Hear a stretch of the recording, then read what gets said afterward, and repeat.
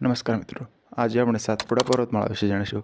સાતપુડા પર્વતમાળા ભારતની મધ્યમાં વિંધ્યાચલ પર્વતમાળાની દક્ષિણે સમાંતર આવેલી છે, જે પશ્ચિમથી પૂર્વ ગુજરાત, મહારાષ્ટ્ર, મધ્યપ્રદેશ થઈને છત્તીસગઢ સુધી ફેલાયેલી છે। આ પર્વતમાળાની લંબાઈ 900 કિમી છે અને સરેરાશ ઊંચાઈ 770 મીટર છે। સાતપુડા પર્વતમાળાના ભાગરૂપે મધ્યપ્રદેશમાં મહાદેવની ટેકરીઓ આવેલી છે, જેમાં સાતપુડાનું સૌથી ઊંચું શિખર ધૂપગઢ આવેલું છે, જેની ઊંચાઈ 1350 મીટર છે। સાતપુડા પર્વતમાળાના ભાગરૂપે ગુજરાતમાં રાજપીપળાની ટેકરીઓ આવેલી છે। ગુજરાતમાં તેનું સૌથી ઊંચું શિખર માથાસર છે। પૂર્વમાં સાતપુડા અને વિંધ્યાચલ શ્રેણીને જોડતી મેકલ શ્રેણી આવેલી છે। અહીં આવેલ અમરકંટકમાંથી નર્મદા નદી નીકળે છે અને ભરૂચ નજીક ખંભાતના અખાતમાં વહી જાય છે।